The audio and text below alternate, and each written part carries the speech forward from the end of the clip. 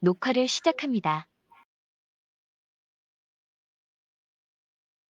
머리가 마늘쪽같이 생긴 고양이 소녀와 이 소녀가 있는데 머리가 마늘쪽같이 생겼고 고양이라고 하는 수식어로 되어 있네. 머리가 마늘쪽같이 생겼다? 우리가 마늘쪽이라고 한다 그러면 이제 마늘이 이제 이렇게 있을 수 있지. 요 각각 하나하나를 갖다가 마늘쪽이라 그래.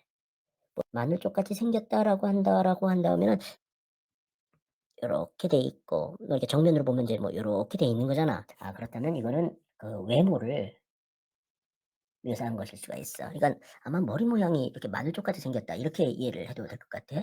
그렇지만 또 한편으로는 이 마늘이라고 한다면 우리 민족의 전통적인 향신료였거든. 그러니까 아마 전통적이고 어떤 토속적인 어떤 이미지를 갖고 있는 뭐 이렇게 이해를 해도 될 것 같아. 고향의 소녀 그랬으니까 우리가 이제 고향 그러면 보통 어떻게 이제 해석이 되느냐 하면 이제 친근하고 그립고 그리고 인제 어떤 좋아하는 이런 어떤 이미지를 갖고 있지 고향하면. 그렇니까 이제 소녀가 인제 그런 느낌을 갖고 있다라고 이해를 해 보는 게 좋을 것 같네. 자, 봐요. 소녀가 있는데요. 소녀가 뭘로 꾸밈을 받고 있느냐면 머리가 마늘쪽 같이 생긴 소녀고요. 고양이 소녀예요. 자, 이걸 가지고 이제 이 소녀의 느낌을 갖다가 이 소녀의 이제 느낌을 갖다가 머릿속에 떠올려 보는 겁니다. 이거는 광야라든지 신의 방에서 안 했던 거예요. 자, 머리가 마늘쪽 같이 생겼다라고 하는 거 보니까 아마 겉모습을 묘사한 것 같은데 마늘쪽 모양이 뭐 이렇게 생겼다라고 본다 그러면 머리 모양이 뭐 이렇게 생겼다? 이렇게 볼 수 있어요. 그런데 또 한편으로는 뭐냐면 마늘이라고 하는 게 우리나라의 그 전통적인 향신료잖아요. 따라서 마늘 그러면 이런 전통적이고 토속적인 그런 느낌이 들지 않겠어요? 그러니까 머리가 마늘쪽까지 생겼다라고 하는 곳에서 왠지 이 소녀가 그 전통적이고 토속적인 어떤 얼굴이라든지 모습을 갖다가 갖고 있다라는 느낌이 들어요. 자, 이 느낌을 갖다 생각하면서 이 부분을 봐야 되는 거예요. 그리고 고향이라고 하는 어휘가 주는 느낌이 있어요. 고향은 바로 이러한 느낌을 줘요. 물론 여러분들은 서울에 태어나서 지금까지 쭉 자라왔기 때문에 고향 그랬었을 때 이런 느낌을 받을지 난 잘 모르겠어요. 그러나 보통 고향 그러면 이런 느낌을 준다라고 얘기를 해요. 그랬을 때 이 소녀는 그러니까 결국 이러한 느낌의 소녀구나라고 머릿속에서 어떻게 해야 되는 거예요? 상상을 해야 되는 거예요. 광야라든지 신의 방에서는 이런 상상 안 했어요. 이런 상상 안 했는데 여기서는 이런 시를 읽을 때는 그런 상상하는 거야. 이런 걸 갖다 어려운 말로 뭐라고 하냐면 이미지를 환기한다라 그래요. 어려운 말로. 그러니까 이미지를 환기하면서 읽을 시예요. 이거를. 앞에서는 논리적으로 따져가면서 했지만 이거는 이미지를 환기하면서 읽어야 되는 시가 되는 겁니다. 알겠죠? 그런 거 여러분들이 생각하면서 읽어야 되겠어요. 한여름을 알몸으로 사는 고양이 소년과 역시 또 소년이 나오네. 근데 이 소년은 한여름을 알몸으로 살고 있고 고양이의 소년이야. 한여름을 알몸으로 산다. 이거는 일종의 이제 행동 묘사일 것 같고 또 한편으로는 뭐냐면 알몸으로 인제 지내는 거 보면 굉장히 자유롭고 순수하고 저기 천진난만하다? 뭐 이렇게 생각이 드네, 이 소년들이. 그리고 인제 고양이 그랬으니까 역시 같은 어떤 느낌을 불러일으키는 시라고 볼 수가 있겠. 자, 한여름을 알몸으로 산다. 이건 일종의 행동 묘사죠. 이런 행동 묘사를 통해서 우리가 느낄 수 있는 건 이런 거 아니에요? 이렇게 자유롭고 순수하고 천진난만하구나. 그러니까 이때 이 소녀는 이러한 이미지를 갖고 있는 소년이에요. 이런 이미지를 갖고 있는 그런 소년입니다. 알겠죠? 네. 겠네. 다시 시어라고 볼 수가 있겠네. 같이 낯이 서로도 사랑스러운 들길이 있다. 여기 또 인제 들길이 있네. 근데 이 들길은 낯이 설고 사랑스럽다라고 하는 두 가지 속성을 갖고 있어. 낯이 선다면 고양이 아닌가? 아마 타양에서 접했다? 뭐 이렇게 이해를 할 수가 있을 것 같은데? 그렇지만 사랑스러워. 고향 같은 그런 느낌? 이렇게 이해를 해도 될 것 같아. 그런데 이거 가치라고 하는 말이 좀 특이하네. 이 가치가 두 가지 의미로 보통 쓰이거든. 자, 들끼리 이제 나오는데 이 들끼리를 또 들끼리 이미지를 한번 생각해 봅시다. 어떻게 돼 있어요? 낯이 설어요. 아마 고양이 아닌 것 같죠? 타양인 것 같아요. 타양에서 접한 고양인데 사랑스럽대요. 네, 사랑스럽답니다. 네, 이런 느낌을 갖고 있는 들끼리인 거예요. 하나는 뭐뭐처럼 으로 쓰이고 또 뭐뭐와 함께 이런 뜻으로 쓰이잖아. 이게 만약에 뭐뭐처럼이라고 생각한다면 이거는 일종의 비유야. 그러니까 요렇게 해서 들길이 있는데 이 들길이 소년과 공통점이 있다는 얘기지. 그게 어떤 공통점이냐면 요런 공통점이 있는 거야. 그러니까 소년처럼 들길도 사랑스럽다. 뭐 이렇게 이해가 될 수가 있는 거지. 그런데 뭐뭐와 함께라고 하게 되면 소녀가 있고 소년도 있고 들길이 있다. 즉 다시 말하면 나열의 의미가 있는 거지. 그런 거 보면 이 가치라고 하는 말이 하나의 뜻이 아니라 여러 개의 뜻으로 좀 이해될 수가 있겠네. 우린 이런 걸 갖다 중의성이라고 하지. 다른 말로 애매성. 그러니까 시어의 의미가 여러 가지 뜻으로 해석이 된다는 거야. 그러나 어떻게 됐든 소년들끼리 있다 이렇게 이해를 내고 들끼리 소년과 같다 이렇게 이해를 해도 시는 뭐 그렇게 큰 차이가 없을 것 같아. 예. 자, 이 시는 의미가 한 가지 이상의 의미로 해석되지 않고 뭐 여러 의미로 해석될 수도 있다라는 걸 생각하면서 이 부분을 봐야 돼요. 요 가치라고 하는 말은 이런 뜻으로 쓰이기도 하고 이런 뜻으로 쓰이기도 해요. 만약에 이 가치를 갖다가 이런 뜻으로 이해를 한다면 이건 비유법이 여기 쓰인 거죠. 비유법이 쓰인 겁니다. 즉 다시 말하면 들길과 소녀 사이에 공통점이 있다라는 걸 바탕으로 해가지고 요 둘을 비유한 거예요. 그렇게 해석해 볼 수가 있어요. 자, 그런데 이때 이 가치를 이렇게도 해석할 수 있잖아요, 사실은. 그렇죠?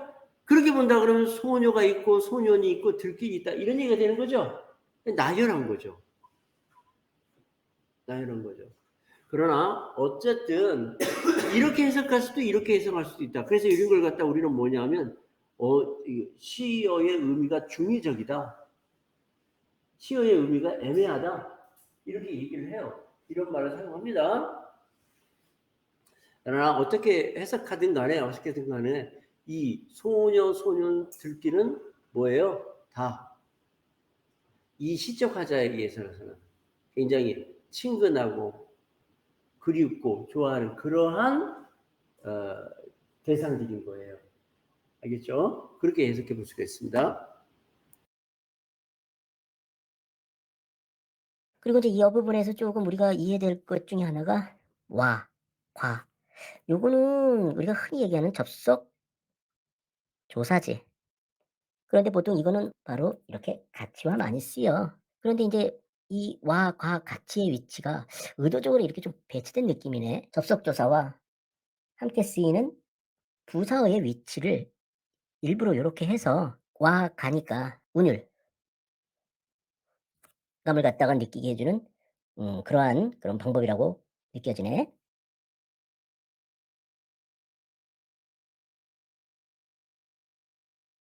이거는 뭐냐면요. 시에서는 운율을 갖다가 만들어내는 방법들이 있어요. 그 운율을 만들어내는 방법들을 생각하면서 이 작품을 보는 거예요. 광야라든지 신이방 할 때는 그런 거 얘기 안 했죠. 네, 운율을 만들어내는 방법을 보는 겁니다. 원래 이 가치라고 하는 말은 이 와가와 가치와 함께 쓰이죠. 그러니까 뭐뭐와 가치라고 해가지고 함께 쓰여요. 그렇다면 우리가 좀 더 자연스럽게 만약에 그 문장을 만든다면 요 가치를 어디에다가 둬야 되느냐면 여기다가 둬야 돼요. 여기다 가치를 넣어야 돼요. 근데 가치를 갖다가 여기다 안 넣고 일부러 여기다 갖다 놓은 거죠. 왜 그랬느냐 이거야. 응? 왜 그랬을까? 그거는 바로 뭐냐면 이 와, 과를 갖다가 같은 위치에 놓은 거예요. 요 와, 과는 같은 음을 갖고 있어요. 무슨 음을 갖고 있어요? 와라고 하는 음을 갖고 있잖아요. 그러니까 이렇게 와라고 하는 음을 갖다가 맨 끝에 배치하기 위해서 일부러 요 가치를 갖다 어떻게 요 앞으로 이렇게 전달하는 거예요. 우리가 광야라든지 신해방 할 때 이런 거 신경 쓰면서 안 읽었는데 이 시는 그런 거 신경 쓰면서 읽는 거예요. 무슨 말인지 알겠어요?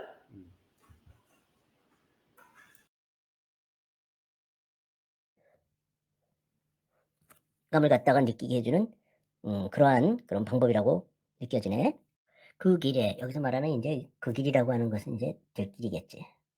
아지랑이가 비듯 태양이 타듯 제비가 날듯 길을 따라 물이 흐르듯 그렇게 그렇게 여기 듯, 듯, 듯, 듯 지금 이런 것들을 갖다가 우리는 뭐라 그러냐면 연결어미라 그러거든. 그러니까 연결어미를 반복했네.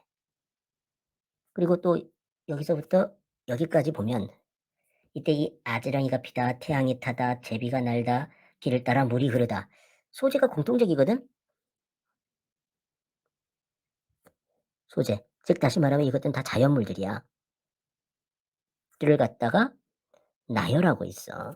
그리고 또 여기 보면 그렇게, 그렇게 이런 것을 갖다 우리는 뭐라 그러면 지시어라고 그러거든. 그러니까 또 지시어가 반복되어 있네. 이러니까 어떤 운율감 같은 것들이 느껴지고 어떤 의미가 강조된다라고 하는 그런 느낌이네. 근데 여기서 이제 공통된 소재가 자연물이니까 뭔가 자연을 강조하는 듯한 느낌. 그런 느낌이 들어. 그런데 여기서 그렇게, 그렇게? 뭘 말하는 거지? 천연이. 이 천연이라고 하는 것은 생긴 그대로 그 꾸밈이 없는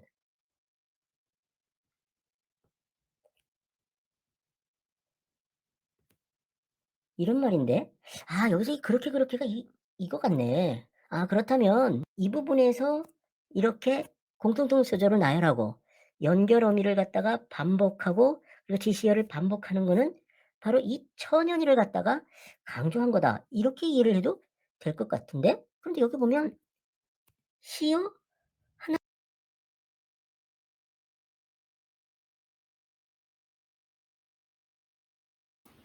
이제 시를 읽을 때 어떻게 읽느냐면 이렇게 읽는 거예요. 듣. 어떻게 돼요? 어미가 반복되고 있죠. 같은 뜻이 반복되고 있죠.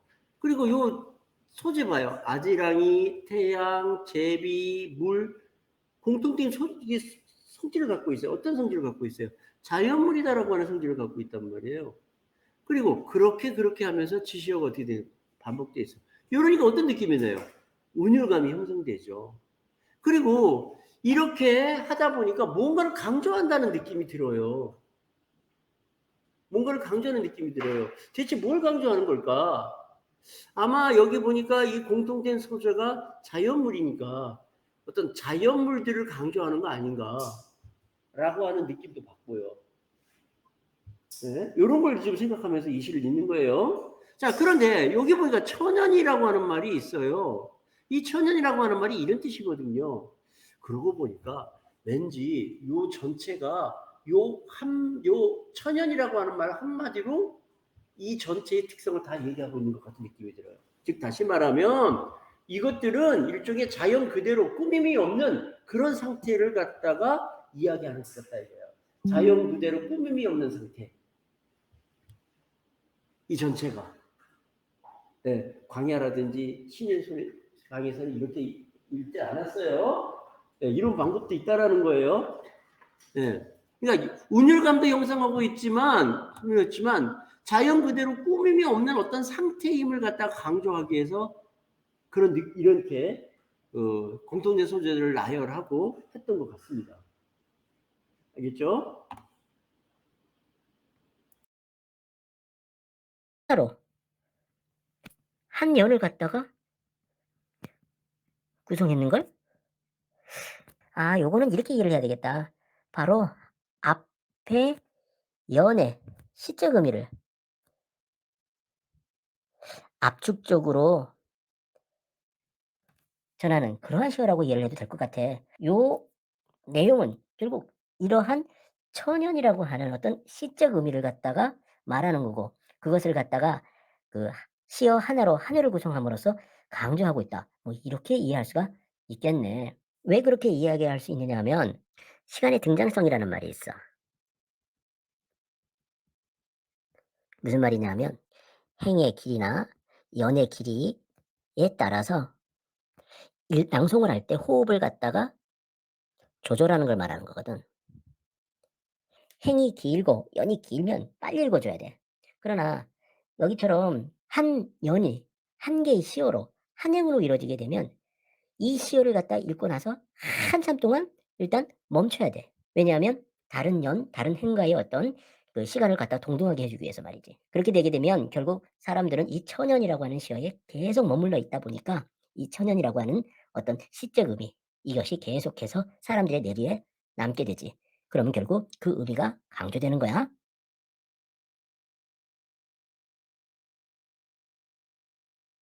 이 부분을 갖다가 이제 어떻게 해석을 하냐면 이렇게 해석을 하는 겁니다. 어떻게 했냐면 가만 보니까 요 시어 하나로 한 연을 구성하고 있어요. 그렇게 본다 그러면 이거를 갖다가 한마디로 압축해 가지고 이야기하기 위해서 이런 식으로 일부러 한 연을 만든 것 같아요. 이거를 이해하는데 개념이 이거예요. 시간의 등장성이라는 개념입니다. 근데 이 시간의 등장성이라고 하는 개념은 여러분들 1학기 중간고사 때 향수할 때 나왔어요. 뭐예요? 연의 길이가 길면 다른 연에 비해서 어떻게 읽어줘야 돼요? 빠르게 읽어줘야 돼요. 연의 길이가 짧으면 다른 부분의 길이에 비해서 느리게 읽어줘가지고 시간을 똑같이 만들어줘야 돼요. 왜? 노래를 부를 때 그렇게 해야 되거든요. 그러니까 시어 하나로 하나를 이렇게 구성했다면 이거에 비해서 어떻게 읽어줘야 돼요? 아주 천천히 읽어줘야 돼요. 그러면 아주 천천히 읽어주다 보면 어떻게 되겠습니까? 이곳에서 오랫동안 머무르다 보니까 이 천연이라고 하는 말이 자꾸 강조되겠죠. 천연? 이게 무슨 말이지? 막 하면서 떠오르면서 할 거예요. 그러니까 이러한 방법을 써가지고 이 천연이라고 하는 말을 뭐 한 겁니까? 강조한 거예요. 이 강조하다 보니까 이거가 이렇게 얘기할 수 있지 않을까? 뭐 이런 식의 상상을 할 수가 있는 거죠. 실은 이렇게 있는 거예요. 우리 그 광야라든지 신의 방에서는 이렇게 읽지 않았어요. 이렇게 읽어야 되는 시가 있는 거예요. 미치겠죠? 예. 탁구 치듯이 배드민턴 치고 배드민턴 치듯이 탁구를 치면 져요. 마찬가지입니다. 시마다 읽는 방식이 있어요. 예. 그렇게 이해를 해야 됩니다. 울타리 밖에도 화초를 심는 마을이 있다. 마을이 있는데 이 마을은 화초를 심는 마을이래. 화초를 심는다라고 했으니까 왠지 어떤 그런 아름다운 마을 같은 느낌도 들고 또 자연을 사랑하는 그런 마을처럼 느껴지네. 그러면서 또 한편으로 이 도라고 하는 말이 의미를 갖다가 좀 생각하게 만든 것 같아. 그러니까 울타리 밖에 화초를 심는 게 아니라 울타리 밖에도 화초를 심어. 얘기는 바꿔 말하면 안에도 심고 밖에도 심는다. 즉 다시 말하면 안과 밖을 구별하지 않는다. 뭐 이런 느낌을 불러일으키는데 사실 어떻게 보면 자기 집 안에서만 울타리 안에서만 그 화초를 심어도 되는 거 아니야. 근데 밖에도 심어? 왠지 이거는 안과 밖을 구별하지 않는 즉 다시 말하면 인심이 어떤 후한 그러한 마을 이미지를 느끼게 해 주네. 오래오래 장광이 부신 마을이 있다. 여기 또 마을이 있다라고 나오는데? 밤이면 더 많이 별이 뜨는 마을이 있다. 예. 마을의 이미지를 한번 떠올려 봅시다. 화초를 심는 마을이래요. 아름다움이라든지 자연 같은 걸 사랑하는 그러한 마을 같아요. 그런데 이 도라고 하는 말 때문에 좀 느낌이 달라요. 어떤 느낌이냐? 이 도가 없었으면 어떻게 되느냐? 울타리 밖에 화초를 심다, 울타리 밖에도 화초를 심다. 화초를 심다. 뭔가 느낌이 다르죠? 다시 말하면 이 도라고 하는 말 때문에 이 마을 사람들은 안과 밖을 구별하지 않는 사람 같아요. 그러면서 인심이 후한 그런 느낌이 들죠, 이렇게. 네. 그래서 이 마을의 이미지를 갖다가 이렇게 해석을 했습니다. 여기도 그러는데 지금 여기서 보니까 마을이 있다, 마을이 있다, 마을이 있다라고 하면서 뭐 하는 거야?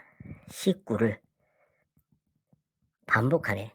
역시 마찬가지로 운율을 느끼게 해 주고 뭔가 의미를 강조하는 그런 효과가 있는 거지. 오래오래 장광이 부신 여기 장광이라고 하는 거는 아마 석양 정도로도 이해를 해도 될 것 같아. 저녁 모르게 이제 희미한 어떤 그런 빛을 얘기하는 거니까. 밤이면 더 많이 별이 뜨는 밤이면 더 많이 별이 떠. 야, 그런 거 보면 굉장히 맑고 밝은 어떤 이미지를 갖고 있는 그런 마을이네. 아, 여기서도 마찬가지로 화초를 심고 장강이 부시고 별이 뜬다. 이것도 역시 마찬가지로 공통된 자연물, 물을 갖다가 공통 소재로 삼고 있네. 아, 그렇다면 지금 이 모습도 천연이라고 하는 모습으로 이해를 해야 될 것 같아. 아, 그러니까 천연이 울타리 밖에도 화초를 심는, 천연이 오래오래 장강이 부신, 천연이 밤이면 더 많이 별이 뜨는, 아, 뭐 이렇게 이해할 수 있겠는걸? 아, 그렇다면 이 천연이는 앞의 연의 시적 의미를 압축하지만 또 뒤에 연의 시적 의미를 또 유도한다라고 볼 수도 있겠네. 아, 그렇다면 이 천연이라고 하는 이 하나의 시어로 된 연은 바로 앞, 뒤, 연을 연결하는 그런 기능을 갖고 있다라고 이해할 수도 있겠는걸? 자, 장광. 아마 빛이 여기 이게 자잘하게 남아있는 걸 갖다 장광이라 그런 것 같아요. 그렇다면 빛이 자잘하게 남아있는 광이라고 한다 그러면 아마 저녁 석양 정도 될 것 같습니다. 그 다음에 별이 뜨는 마을이래요. 별 그러면 보통 맑고 밝은 하얀색 이미지 아닙니까? 그러니까 이 마을은 이렇게 밝고 맑고 순수한 그런 이미지를 갖고 있는 마을인 거예요. 자, 그러다 보니까 하나 공통점이 느껴져요. 이것들을 갖다가 묶는 것이 바로 이 천연이란 말 아니겠느냐 이거야. 천연이 화초를 심고, 천연이 장강이 부시고, 천연이 별이 뜨는. 뭐 이렇게 연결되지 않아요? 그렇게 본다 그러면 이 천연이는 이 다음에 나오는 이 연의 의미를 갖다 또 뭐라고요? 압축적으로 이끌어내는 거다라고 볼 수가 있잖아요.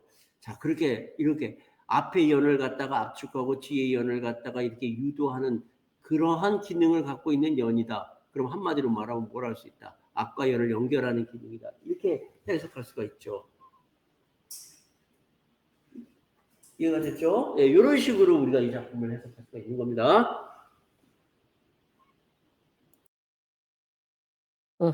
재밌네.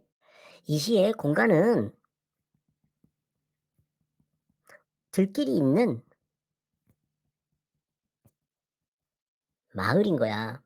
근데 이 사람은 여기에서 고향을 떠올린 거지. 그러니까 고향의 소년과 소녀를 갖다가 떠올리는 거지. 그러면서 이 들길이 갖고 있는 이미지, 자연에 둘러싸인 그런 마을인 거야. 그리고 거기에는 어떤 잔광, 별 이런 것 같은 어떤 밝음, 맑음의 이미지를 갖고 있는 그런 곳이고, 그러한 모습을 갖다가 한마디로 얘기할 수 있는 게 뭐야? 천연인 거지. 그러니까 천연의 어떤 이미지를 갖고 있는 마을인 거지. 이 시도 보니까 왠지 이러한 마을을 갖다가 예. 우리가 시적 공간을 갖다 파악하면서 읽는 거는 시를 읽는 데 있어 기본이에요. 여기서 말하는 시적 공간은 아마 들길이 있는 마을 같아요. 아니면 들길에 접해 있는 마을이든지. 근데 그거를 보면서 이 사람은 이런 것들을 떠올려요. 그리고 나아가서 이 마을을 갖다가 이렇게 어떻게 해요? 그려내고 있죠. 그러니까 그걸 한마디로 강조한 게 뭐예요? 천연이다라고 하는 말일 거예요. 이렇게.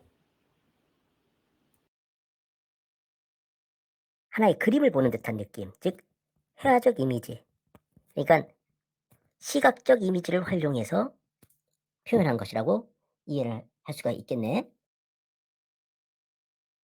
그러니까 이 시를 읽다 보면 하나의 그림을 보는 것 같아요. 왜?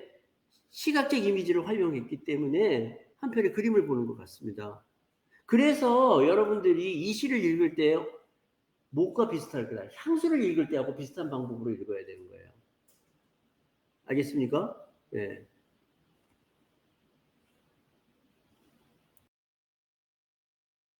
어쨌든 이 시는 뭐 마을에 초점을 둘 수도 있고 고향에 초점을 둘 수도 있어. 그러나 어쨌든 이 마을과 고향은 뭔가가 공통점이 있는데 그것은 어떤 거냐면 자연과 어우러진 그리고 사랑스러운